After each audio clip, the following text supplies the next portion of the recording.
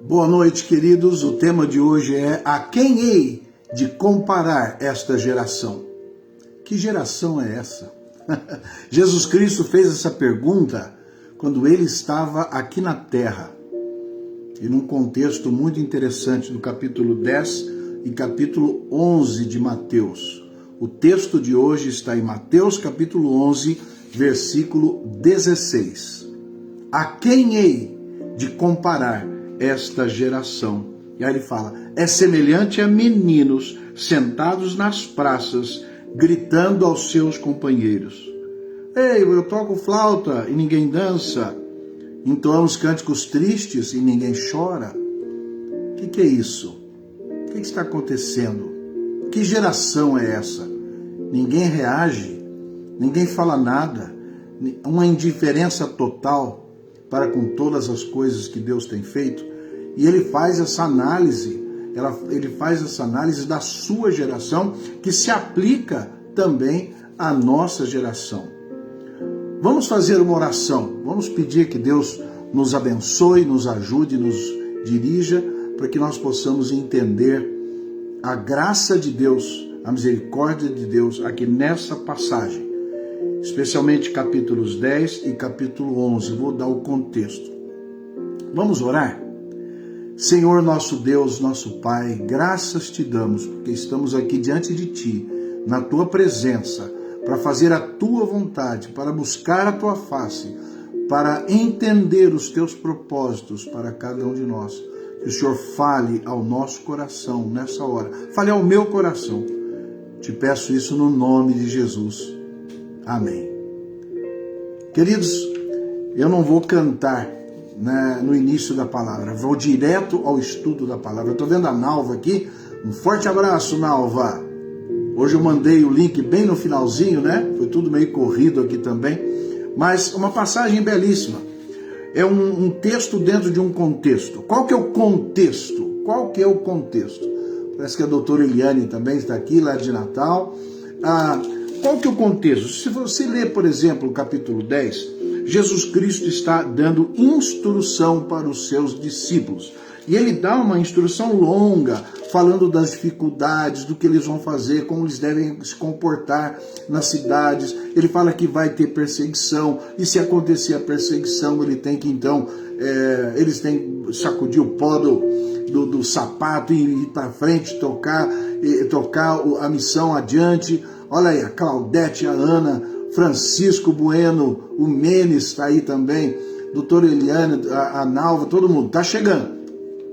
Então eu não vou cantar hoje. Hoje nós vamos já começar no estudo da palavra. O que diz? Boa noite.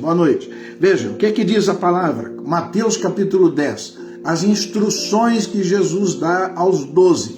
E quando chega no finalzinho, olha o Fábio aí também. Quando chega no finalzinho, quando ele fala dos estímulos, das dificuldades, que eles não devem ter medo, eles devem continuar, ele fala das recompensas. E logo no capítulo 11... ele começa a dizer o seguinte, o texto fala: e Jesus enviou então seus discípulos, seus futuros apóstolos, cada um na sua cidade, e eles iam para as suas cidades. É uma tarefa bastante difícil, né? Pegar você e falar: olha, você quer pregar o evangelho? Vá pregar na sua cidade. Eu moro em Casa Branca, pregue em Casa Branca. Você mora em Vargem? Pregue em Vargem.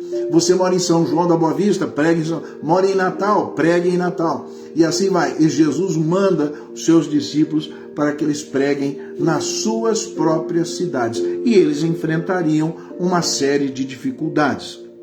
E ele então vai falar sobre isso. Ele fala aqui de João, porque João estava preso, e ele então agora se apresenta como Messias. Tem todo um movimento no texto que a gente precisa entender para entender o que Jesus está querendo dizer.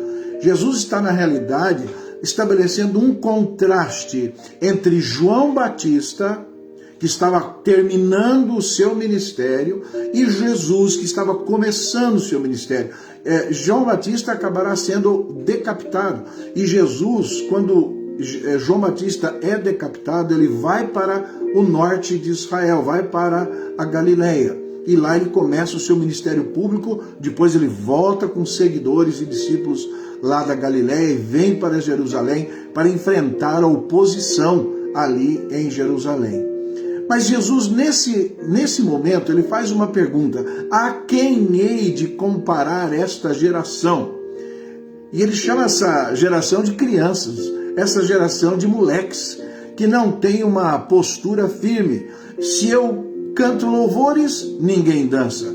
Uma música alegre, ninguém dança. Se eu canto uma música triste, ninguém se entristece. E ele então vai estabelecendo esse contraste, dizendo: isso aí é típico de uma mentalidade infantil que não tem uma experiência real com Deus. E o contraste estabelecido é entre João Batista, que era vestido com pele de camelo, comia gafanhoto, morava no deserto, vivia uma vida bastante austera e chamando ao arrependimento, chamando as pessoas à conversão, e Jesus, que agora tinha uma postura diferente de João. Jesus era amigo das multidões, Jesus era amigo dos publicanos, dos pecadores, ele conversava com eles, comia com eles, e aqui Jesus faz esse contraste. Isso é engraçado. Quando João aparece com essa mensagem dura, todo mundo diz que ele tem demônio, ninguém se arrepende. Quando eu apareço com uma mensagem de amor, de graça e misericórdia, ninguém vibra, ninguém se alegra, me chamam que eu então sou uma pessoa longe de Deus. João Batista tem demônio, eu, uma pessoa que é amiga de beberrões e glutões, então aí é um glutão e um beberrão, está andando junto com pecadores. Então essa atitude daquela geração em relação à mensagem rigorosa. Ô Edu, você está aí, meu irmão? Olha que gostoso te ver aqui, forte abraço, viu? Então veja, a Sônia também, acabei de ver, o Fábio, Deus abençoe vocês, gente. Olha, então veja, João Batista está com essa mensagem dura e ninguém se arrepende. Jesus está com essa mensagem amorosa, amigo dos pecadores e publicanos, e eles chamam Jesus de alguém que é glutão e beberrão. Você é um bêbado, você é um homem que gosta de comer, não se preocupa com a verdade. Mas Jesus faz uma conclusão, ele fala assim: a sabedoria é justificada por suas obras. Versículo 19. Então está aí o contraste estabelecido. Uns tocam flauta e ninguém dança. Outro canta músicas de pranto e ninguém chora. E Jesus diz: esta é a geração que nós temos hoje. E aí nós vamos fazer uma análise da nossa geração. Então, a nossa geração, porque a palavra geração aqui de Jesus não se aplica somente àquele contexto histórico que ele estava vivendo. Ele está falando sobre duas atitudes dentro do coração humano. Por um lado, o homem não se arrepende quando é chamado ao arrependimento, por outro, não reconhece a graça de Deus quando a graça se manifesta. Então, ele diz: essa geração é inconsistente, essa geração precisa amadurecer, precisa crescer.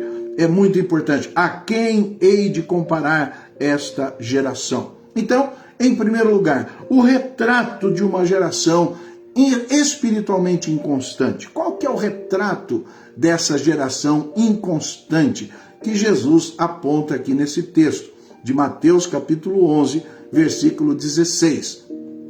Que características, qual que é o retrato dessa geração? Em primeiro lugar, uma insatisfação crônica. Nada tá bom, nada serve. Interessante, João Batista tinha demônio, Jesus Cristo um glutão, nada serve. Eles não se identificavam com nada. Se Deus se manifestasse de uma forma dura e rigorosa, exigente, enérgica, não, isso eu não quero. Se Deus se manifestasse de uma forma amorosa, graciosa, como Jesus se manifestou, também não valia. Uma insatisfação crônica, enrustida ali dentro daquela geração. Nada serve, nada atrai, nada chama a pessoa para uma experiência com Deus. Em segundo lugar, falta de engajamento. Eles não dançavam e não choravam. Quer dizer, estava num clima de festa, de alegria, na presença de Deus. Jesus estava trazendo a salvação. Jesus está falando da graça de Deus, demonstrando que Deus era maravilhoso através dos seus milagres. E aquela geração não se importava com os milagres, não queria crer de fato em Jesus Cristo.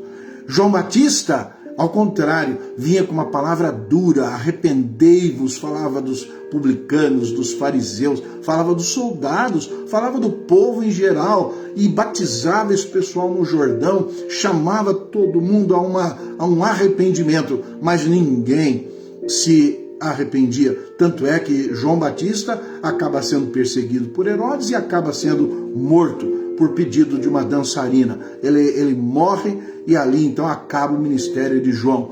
Qual que era o ministério de João? Apresentar a vinda do Messias. João dizia: importa que ele cresça e eu diminua. Importa que Jesus apareça. Ele sim é o Messias. Eu não sou digno nem de desatar as suas sandálias. Eu não tenho nem status para isso, de tão grande que ele é comparado a mim. Muito interessante. Então João apresenta Jesus com uma mensagem bastante dura, bastante exigente. Mas as pessoas não se arrependem. Alguns se arrependem, muitos não, mas a verdade é que aquela geração acabou matando a João Batista. Falta de engajamento. Não havia uma decisão clara de falar: olha, eu vou mudar de vida, eu não quero mais viver dessa forma. João falava assim: o machado está posto à raiz da planta e vai cortar. Deus vai cortar o pecador, arrependei-vos. Essa era a palavra de João. Então, não havia engajamento. Quando Jesus vem misturado com o povo, falando com as pessoas, falando da graça e misericórdia de Deus, curando, né? Veja, quando João manda lá os seus discípulos para olhar para Jesus, fala: vejam lá quem é, o que está acontecendo. Aí Jesus respondeu para os discípulos de João.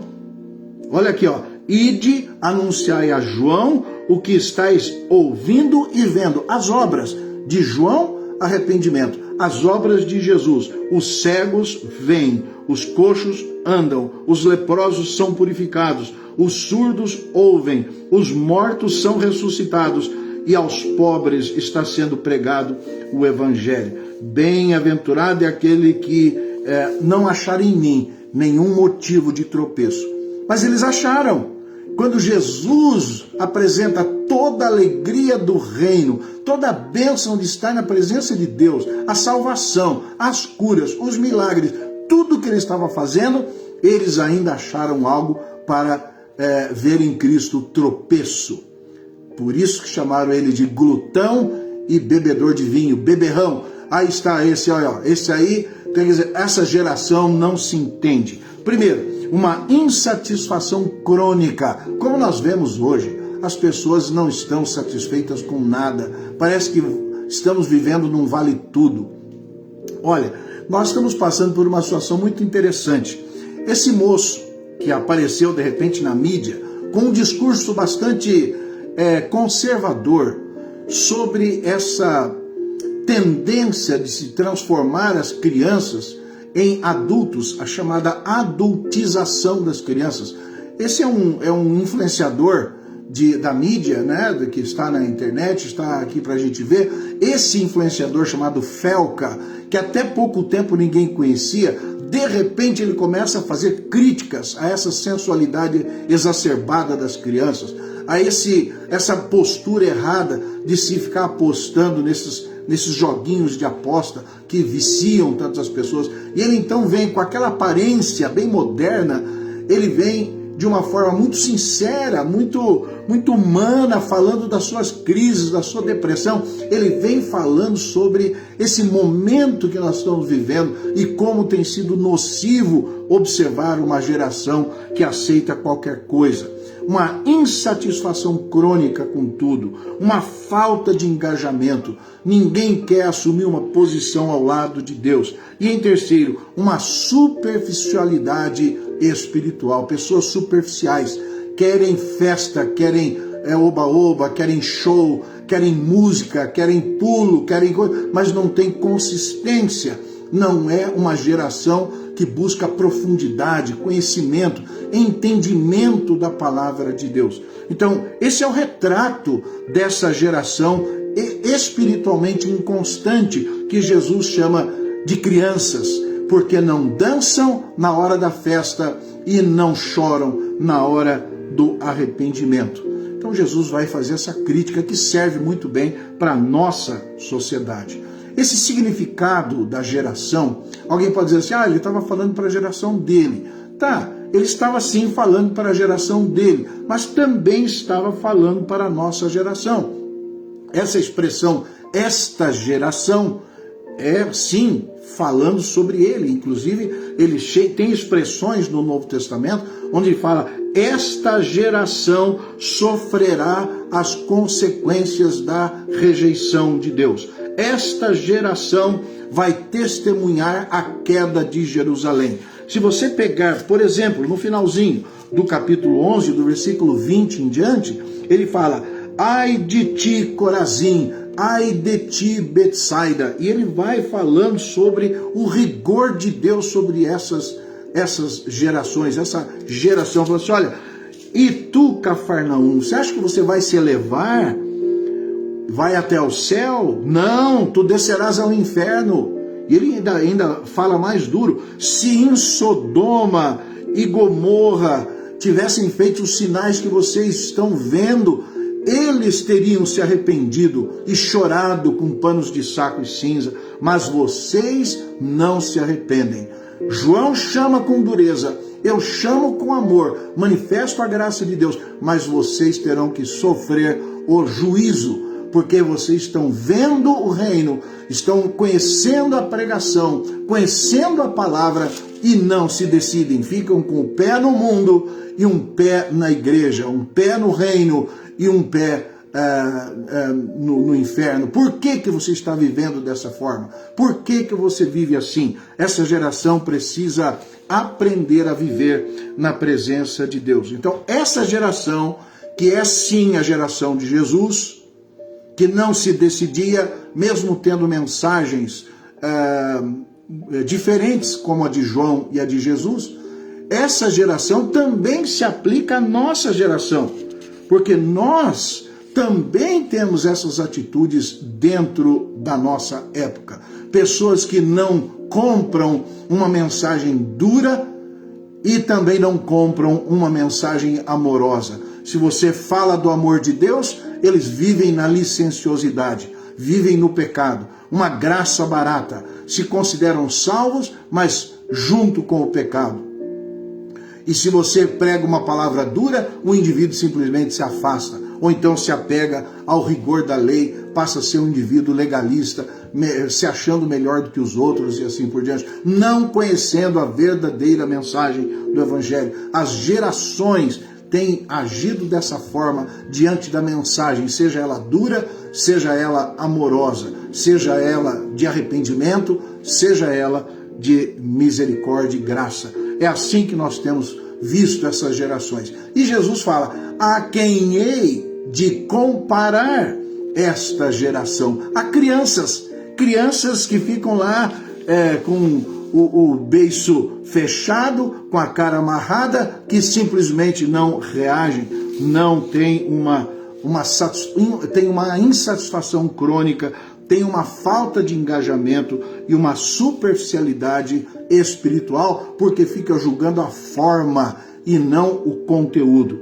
Quais são as duas respostas que nós vemos nesse texto aqui com relação a essas duas manifestações do reino de Deus? Uma é a crítica. pessoas criticando como criticavam João. Esse tem demônio, esse indivíduo não tem uma palavra que me agrada, essa palavra de João Batista é uma palavra muito dura, eu não quero seguir a Deus dessa forma, não quero viver essa realidade espiritual, não quero aceitar a pregação divina, real, verdadeira, que nos chama para o arrependimento. E por outro lado, quando a pessoa vê a graça de Deus, ela também rejeita. O texto fala, uma reação é a reação crítica, e a outra é a reação da sabedoria. A sabedoria é justificada por suas obras. Aquilo que faz sentido, aquilo que agrada a Deus, o verdadeiro entendimento da graça e misericórdia de Deus se manifesta nessa manifestação do Senhor. Veja, nós temos dois mensageiros. Um é João Batista, outro é Jesus.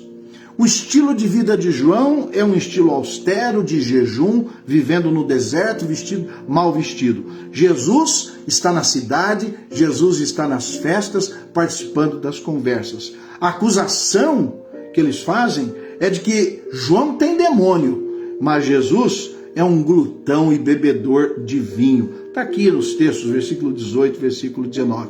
Mas a obra divina é óbvia, tanto no ministério duro de João, como no ministério amoroso de Jesus. A obra divina que justifica a sabedoria de Deus, ela é maravilhosa, porque é um chamado ao arrependimento, e para Jesus é um chamado à graça, à misericórdia, ao perdão dos pecadores. Olha como Jesus aqui no capítulo 11 fala sobre o chamado aos humildes. Enquanto ele fala que aquelas cidades impenitentes haveriam de sofrer a punição de Deus, porque não se arrependiam diante da mensagem de João, ele fala para os pecadores. Olha que Jesus diz, graças te dou, ó Pai, porque tens revelado não aos grandes, mas aos pequeninos as tuas verdades. E ele diz, vinde a mim todos os que estáis cansados e sobrecarregados, e eu vos aliviarei. Não seja criança, não seja menino, entenda que Deus quer falar ao seu coração, levá-lo ao arrependimento, a uma experiência da graça e misericórdia de Deus. Tomai sobre vós o meu jugo, e aprendei de mim, porque eu sou manso e humilde de coração, e achareis descanso para a vossa alma. Olha que coisa linda, vinde a mim, todos vós, crianças, que estão cansadas de ter essa atitude de insatisfação, de falta de engajamento, de superficialidade espiritual. Venham a mim, você que está cansado, sobrecarregado com os fardos da dureza da religião, cansado de procurar e não achar nada, venha a mim. Jesus tem uma proposta de graça e misericórdia, mas nem assim as pessoas se entregam para Jesus. Mesmo com essa palavra maravilhosa de Jesus, com milagres, com bênçãos, com alegria, com salvação, com cura, com arrependimento, mesmo vendo isso, essas pessoas não se entregavam ao Senhor Jesus. Qual que é o antídoto? Qual que é o remédio?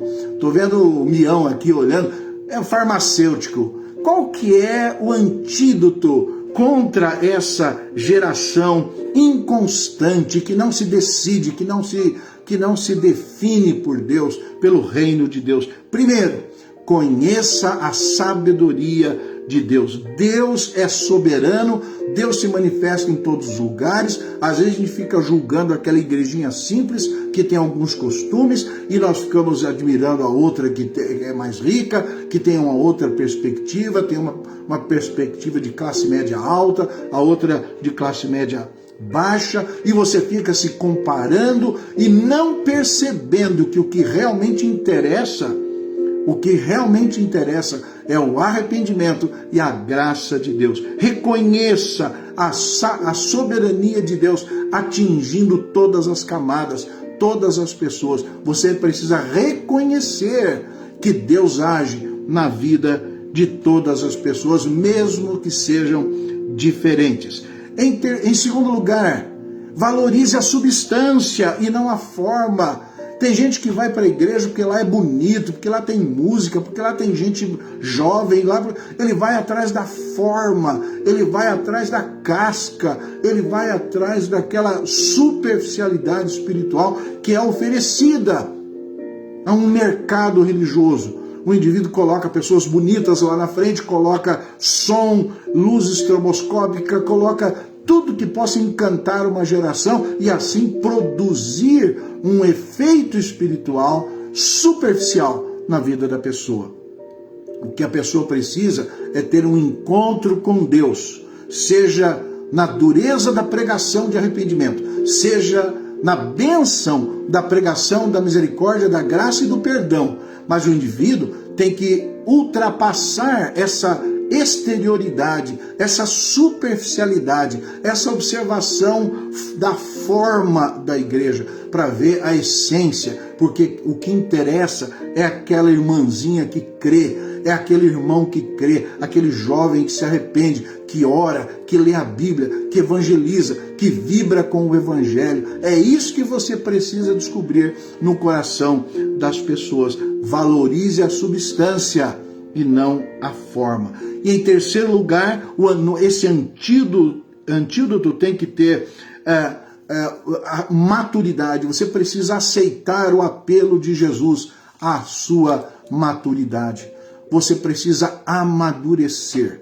Então Jesus tem uma geração inconstante que não se lamenta quando o arrependimento é cobrado, não se alegra quando a graça é ministrada. O contraste entre João Batista e Jesus Cristo. E o indivíduo então se perde em 1000 questionamentos, longe de Deus, sem atingir o alvo, que é ter um encontro pessoal com o Senhor Jesus. Qual que é o apelo dessa passagem para mim e para você?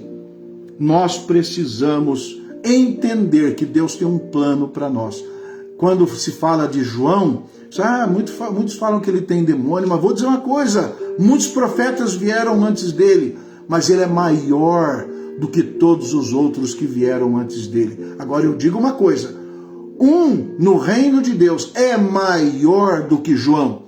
Aqueles que ouvem a minha palavra, o meu evangelho, e entregam seu coração a mim, esses são maiores do que João. Versículo 11, está aqui, ó. Em verdade vos digo, entre os nascidos de mulher, ninguém apareceu maior que João Batista, mas o menor no reino dos céus é maior do que ele. Porque agora temos a compreensão exata do amor de Deus, a revelação de Jesus. Jesus veio ao mundo, pregou a verdade, morreu em nosso lugar, ressuscitou, pagou o preço do nosso pecado, nos oferece salvação, está pronto para nos levar para o céu. É só eu fazer o que Jesus manda. Aqui no capítulo 11, no finalzinho, vinde a mim, todos vós que estáis cansados e sobrecarregados, e eu vos aliviarei. Veja, tire de lado essa insatisfação, pare com essa apatia e entregue a sua vida ao conteúdo do Evangelho, que é uma vida transformada na presença de Deus. Quando a flauta da graça tocar, dance, vibre, se alegre com o Senhor Jesus. E quando houver um lamento de arrependimento, seja você o primeiro a dizer, errei, vivi longe de ti, estava vivendo para mim, não estava buscando a Jesus, estava querendo apenas alguma coisa que pudesse aplacar a minha culpa e a minha ânsia de Deus, a minha fome de justiça e do reino de Deus. Eu quero viver ao lado do Senhor Jesus. Essa é a minha palavra para você hoje.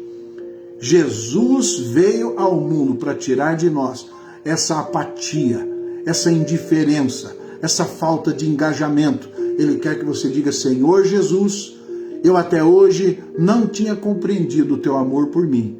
Hoje eu confesso o meu pecado, vivi longe de ti e entrego a minha vida a ti, porque eu quero ser uma nova criatura, um seguidor de Jesus, alguém que é maior do que João, porque agora eu estou no reino de Jesus Cristo, vivendo na sua presença. Que Deus abençoe a sua vida, querido, querida. Olha a Daniela aí, o Marcelo, Gumercindo, ó o José de Oliveira, Deus te abençoe, José. Deus te abençoe, Cidinha, tá aí, tô vendo os queridos comigo. Deus abençoe. Vamos pregar a palavra, vamos levar as pessoas a um encontro pessoal com o Senhor Jesus.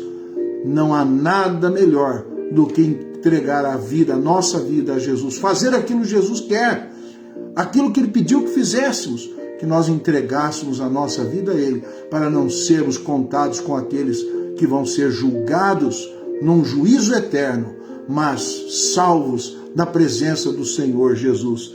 Deus nos chama para estar na presença de Jesus. Amém?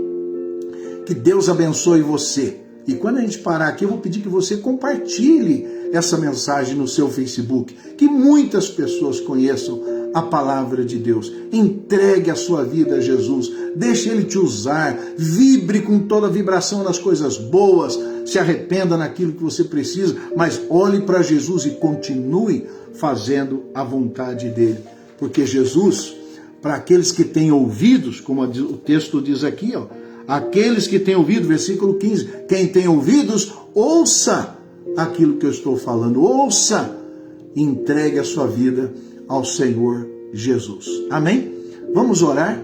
Senhor nosso Deus, nosso Pai, estamos na Tua presença, ó Pai, estudando um texto belíssimo da Tua Escritura, quando Jesus nos chama a uma decisão, a entender que o mais importante nessa vida é termos um contato direto com Jesus, ter o nosso coração arrependido e contrito, ter nossos pecados lavados e perdoados e ter a segurança da vida eterna por causa de Jesus.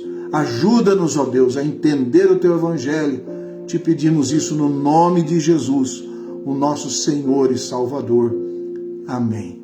E que a graça do Senhor Jesus, o amor de Deus, o nosso eterno Pai, e a comunhão do Espírito Santo esteja sobre nós e conosco permaneça agora e para todo sempre. Amém. Amém, queridos? Vamos cantar o Amém Tríplice para a gente encerrar o nosso momento juntos. Amém, amém, amém. Abraços, Beto.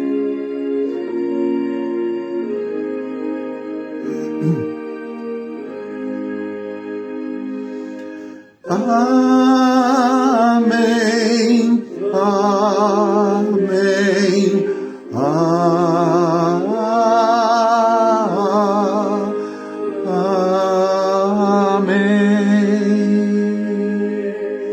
Meus queridos irmãos, um forte abraço para todos vocês. Até quinta-feira que vem. No domingo, a Igreja Presbiteriana de Vargem se reúne às 19 horas, ali na Rua Jabuticabal, 173, na Vila Santana. Se você estiver me ouvindo, venha participar conosco daquele culto. Forte abraço, queridos. Fábio, Beto, Daniela, Menes, Deus abençoe a todos vocês. Abraço, Nalva.